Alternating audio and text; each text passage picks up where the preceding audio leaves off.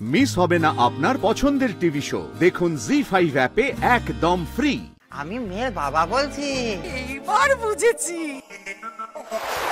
আজকাল তো ভালো পাত্রী পাওয়াই যায় না। ও এই ব্যাপার।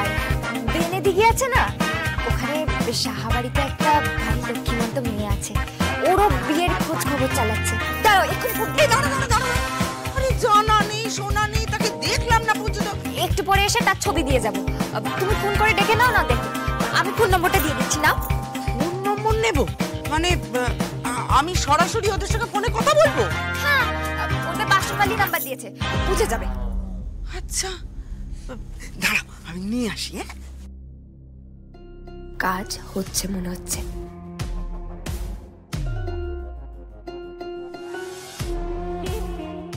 বলো দেখি।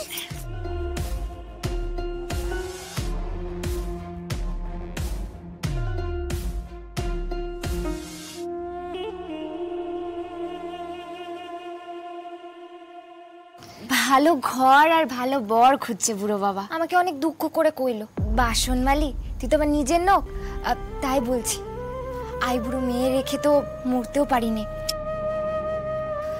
বুড়ো বাবার কষ্ট দেখে বুকটা একেবারে ফেটে যায় গো মা। আর মেয়ের ওই এক জেদ, সে বুড়ো বাবাকে রেখে বিয়ে করে সৌর ঘরে যাবেন। তা বললে হয় বলো তো? তা তোমার ব্যাটার সঙ্গে বিয়ে হলে সুবিধে, শুধু তুমি ঘরদোর সামলে নেবে। ব্যাটাকে ডাকো, মেয়েকে দেখিয়ে দাও, নাহলে তো আবার কইবে যে মা আমার বউকে আমাকে একবার দেখালে না। ঘরে নেই তোমার ব্যাটা। অত কথা তোমার কাজ কি বাপু? হ্যাঁ, আগে ফটো পাঠাও, আমরা পছন্দ করি, তারপর ভাববো। হ্যাঁ হ্যাঁ ঠিক আছে, তাহলে আমি আসি মা। হ্যাঁ এসো।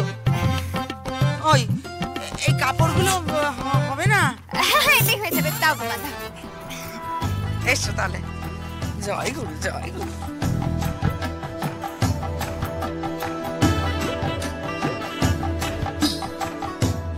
মনে হচ্ছে টোপ গিলেছে, যোগ্য পাত্রে ঠিক করে ফেলেছে। এত সুন্দর ছবি পাঠাতে হবে, শিবু দৌড়ে চলে আসবে বিয়ে সম্বন্ধ করতে। বিয়ে পাগল লোক, ছুটে আসতেই পারে।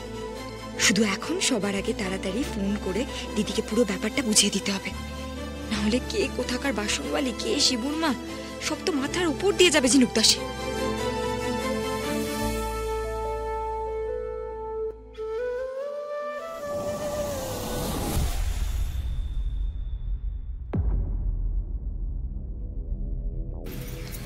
দিদির নাম্বার কই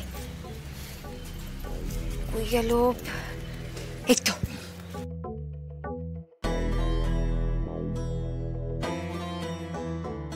দিদি ফোনটা ধর তাড়াতাড়ি।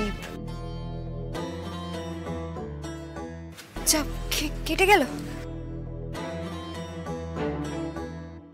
বাবা ফোনটা কেন ধরছে না এই সময়? তখন থেকে ফোন করছি, আবার দিদি ফোনটা ধর না। এই মেয়েটাকে নিয়ে না পারা যায় না, দরকারের সময় ফোনটাই ধরে না। তমাল দাদা, তমাল দাদাকে একটা ফোন করি। এই তো। হ্যালো, হ্যাঁ ফুলকি বলো, কোথায় তুমি? হ্যালো তমাল দাদা। আরে বাবা দিদি কোথায় গো? তখন থেকে ওকে ফোন করছো, ফোন ধরছে না কেন? আচ্ছা আচ্ছা শোনো শোনো আমার কথা। বাবার খোঁজ পাওয়ার জন্য না আমি একটা ফাঁদ পেতেছি, যার জন্য ওর নাম্বারটা আমি একজনকে দিয়েছি। ওকে একজনের পাত্রী সাজার অভিনয় করতে হবে। পাত্রী? পাত্রী মানেটা কি? মানে কাউকে বিয়ে করতে হবে? ফুলকি এসব কি কাণ্ড বলো তো? তোমার দাদা মাথা ঠান্ডা করো, মাথা ঠান্ডা করো। আমি বাড়িতে এসে সবকিছু বুঝিয়ে বলছি, কিন্তু তার মধ্যে যদি ওকে কেউ ফোন করে না, ওকে বলতে বলবে যে ওর বিয়ের কথা চলছে, ঠিক আছে? আর তুমি হলে পাত্রীর বাবা, তুমি নিজের মেয়ের বিয়ে দিতে চাও, ঠিক আছে? বাকিটা বাড়ি এসে বলছি। তোমার দাদা এখন ছাড়ি। হ্যালো হ্যালো শোনো ফুলকি।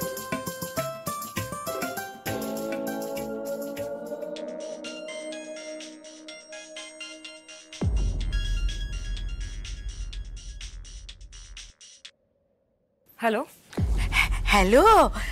হ্যাঁ বলুন, কে বলছেন? হ্যালো, আমি না ওই বিয়ের ব্যাপারে একটু কথা বলতে চাইছিলাম। বিয়ে? কার বিয়ে? কে বলছেন আপনি? আমি আমি ওই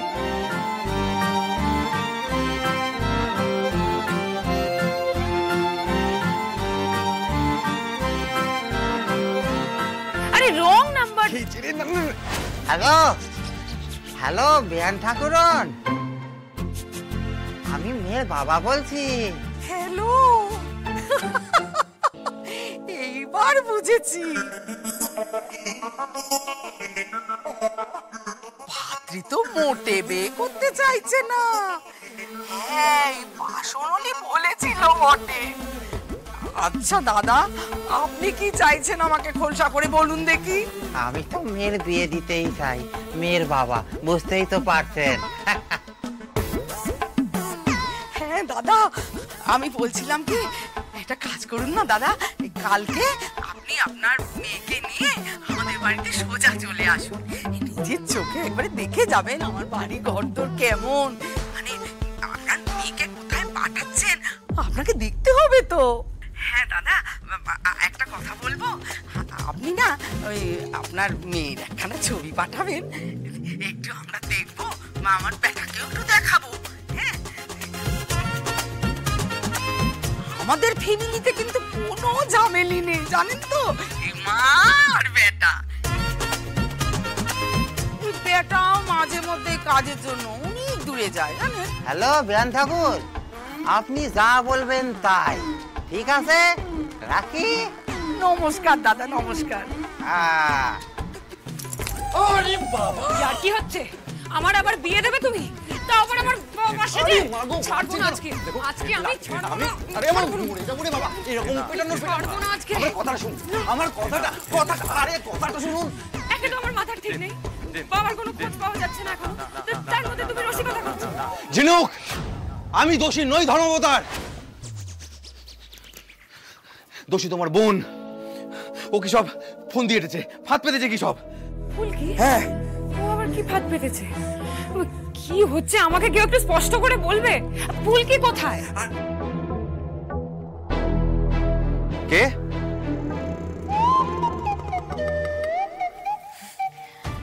ফুলকি, তুমি এরকম সাজ সেজেছো কেন? আর এদিকে তোমার দিদির হাতে আমি আরেকটা খুন হয়ে যাচ্ছিলাম। খুন? হ্যাঁ। হ্যাঁ, এই দিদি কি করছিস তুই? ফুলকি, তুই কি শুরু করেছিস বলতো? তুই তমালকে কি বলেছিস? একে তো আমার মাথাটা গরম হয়ে আছে বাবার এই কেসটা নিয়ে, পুলিশ কোনো খোঁজ দিতে পারলো না, তার মধ্যে তুই তমালকে দিয়ে নাটক করাচ্ছিস। কি করতে চাইছিস বলতো? আরে দিদি, তুই আমার কথাটা শোন না, আমাকে কিছু বলার সুযোগটা দে। তুই তুই তোমার দাদাকে মারধর কেন করলি? এই তোমার দাদা, তোমার লাগেনি তো গো? আরেকটুর জন্য প্রাণে বেঁচে গেছি জানো তো। তবে একটা জিনিস ঘটেছে, রাগের মাথায় তোমার দিদি আমাকে আপনি থেকে তুমি বলে কথা বলেছে।